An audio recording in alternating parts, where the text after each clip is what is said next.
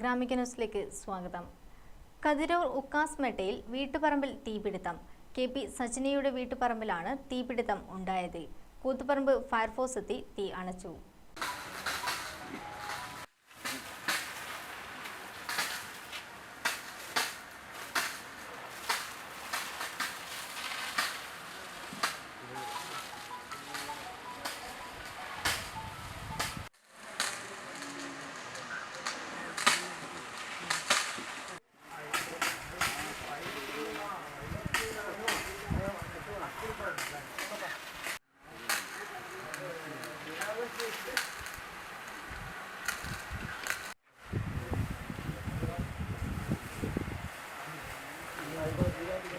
വെള്ളിയാഴ്ച രാവിലെ 11 മണിയോടെയാണ് തീപിടുത്തമുണ്ടായത്. വീട്ടുകാർ വിദേശത്താണ്. വ്യാഴാഴ്ച തൊഴിലാളികൾ വീടും പരിസരവും വൃത്തിയാക്കി ചപ്പുചവറുകൾ കത്തിച്ചിരുന്നു. വൈകുന്നേരം വീട്ടുടമയുടെ ബന്ധുക്കൾ തീ അണയ്ക്കുകയും വെള്ളിയാഴ്ച രാവിലെ വീണ്ടും എത്തി പരിശോധിക്കുകയും ചെയ്തിരുന്നു. ഇതിനുശേഷമാണ് തീപിടുത്തമുണ്ടായത്. തൊട്ടടുത്ത പറമ്പിലെ ഉണങ്ങിയ പനമരങ്ങൾ കത്തിനശിച്ചു.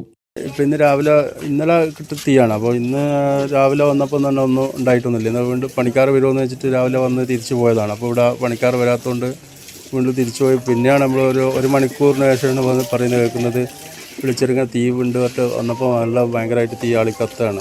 നമ്മൾ തന്നെ വന്നിട്ടെല്ലാം കെടുത്തി. പിന്നെ വലിയ വലിയ മരത്തിൻ്റെ മേലിൽ നമ്മളൊരു ഫോഴ്സിനെ വെള്ളം എത്തുന്നില്ല.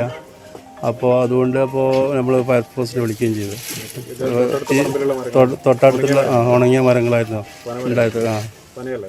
പനമരമാണ് കത്തിക്കൊണ്ടിരുന്നത്. ബന്ധുക്കളും കൂത്തുപറമ്പ് ഫയർഫോഴ്സും നാട്ടുകാരും ചേർന്നാണ് തീ അണച്ചത്. കതിരൂർ പോലീസും സ്ഥലത്തെത്തിയിരുന്നു. ഗ്രാമിക ന്യൂസ്, കൂത്തുപറമ്പ്.